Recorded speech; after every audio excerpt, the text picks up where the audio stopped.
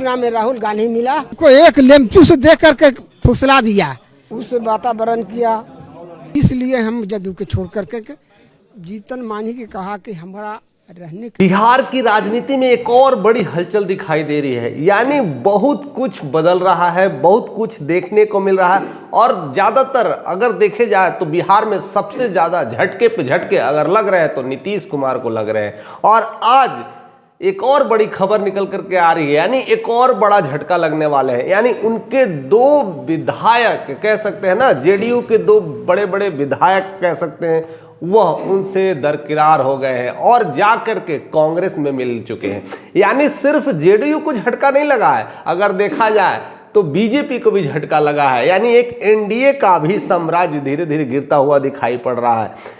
और सबसे बड़ी बात करें कि माउंटेन मैन सबको जानता है, Dashrath Manjhi the mountain man, किस तरह से बिहार के गया जिले में गहलौत गांव में रहे थे और रोड निर्माण किए थे। उनके बेटे भगीरथ मांझी कहीं ना कहीं कांग्रेस में जाकर के मिल चुके हैं और राहुल गांधी के साथ स्टेज भी शेयर कर चुके हैं। यानी एक देखा जाए तो एक दलित का पूरा वोट को क्लिंच करने के लिए वो तैयार बैठे थे, कहीं ना कहीं अब वह कांग्रेस के हाथों में चल गए हैं। एक तरह से अगर देखा जाए तो आरजेडी को भी लिए एक धक्का है, अगर देखा जाए तो बीजेपी के लिए है, और जेडीयू का तो सबसे बड़ा नुकसान है क्योंकि दलित का वोट कहीं ना कहीं नीतीश कुमार को मिलता था, अब कहीं ना कहीं से वो डाइवर्ट होता हुआ दिखाई दे रहा है।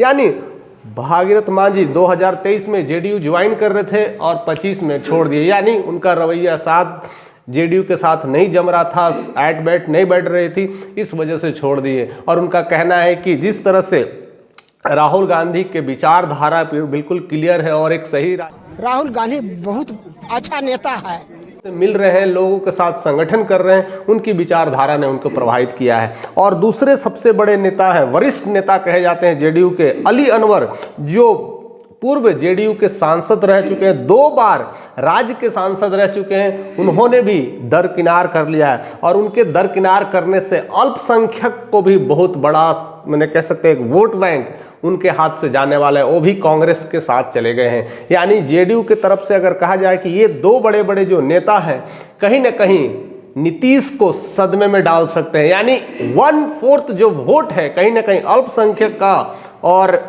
दलित का, वो कहीं ना कहीं अब कांग्रेस के खातों में दिखाई देता जा रहा है। सिर्फ जेडीयू को तो लगा ही लगा है, साथ साथ बीजेपी को ये झटका लगा है। और देखते ही देखते करीब करीब जेडीयू के साथ साथ बीजेपी के 6-7 नेता कांग्रेस में जाकर मिल चुके हैं। यानी राहुल गांधी अब धीरे धीरे बिहार में एंट्री कर रहे हैं और धीरे धीरे अपना वर्चस्व जमाने की कोशिश कर रहे हैं। यानी अब खेल अब पलट चुका है। यानी बिहार में जैसे जैसे टाइम नज़दीक आ रहा है, खेल भी नया नया होते जा रहा है और बहुत सारी ऐसे पहल देखने को मिल रहे हैं, ऐसे सुनने को मिल रहे हैं, उसको लेकर के भाई बहुत सारे ऐसे काम हो रहे हैं।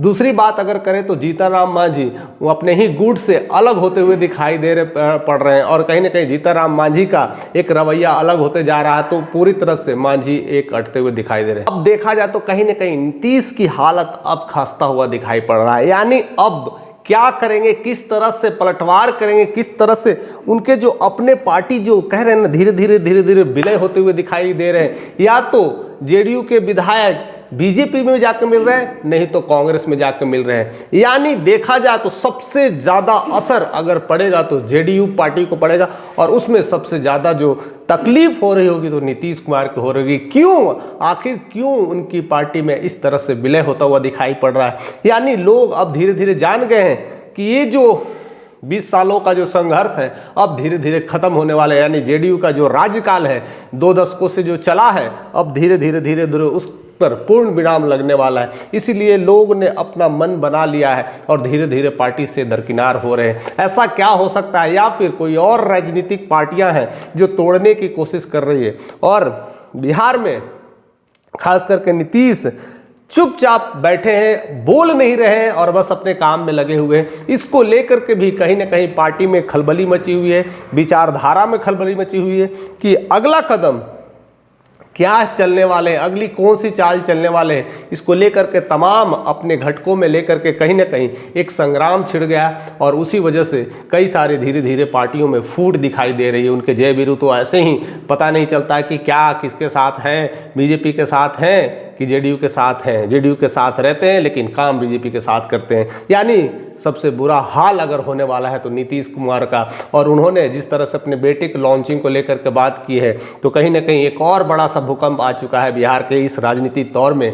देखते हैं कि किस तरह का हाल होने वाला है नीतीश का। आप क्या सोचते हैं उनके बारे में कि क्या क्या होने वाला है? जिस तरह से माउंटेन मैन के बेटे यानी दशरथ मांझी के बेटे भगीरथ मांझी ने जिस तरह से कांग्रेस का दामन थामा है, और अली अनवर ने भी, अगर कहा जाए वरिष्ठ नेता जेडीयू का, उसने भी कांग्रेस का दामन थामा है, और साथ साथ 4-5 और भी जो ऐसे बिहार के नेता हैं उन्होंने कांग्रेस का दामन थाम लिया। यानी टोटल 7 नेता धीरे धीरे कांग्रेस की तरफ चले गए हैं। यानी बीजेपी को धक्का लगा है, जेडीयू को धक्का लगा है, और हो सकता है आरजेडी को भी फर्क पड़ सकता है, क्योंकि आरजेडी जिस तरह से अकेले एक बड़ी प्रचंड बहुमत के साथ बढ़ने में लग रही है, लोगों के साथ मिलने में लग रही है, ये तमाम में चीज़ों में आपकी क्या राय है?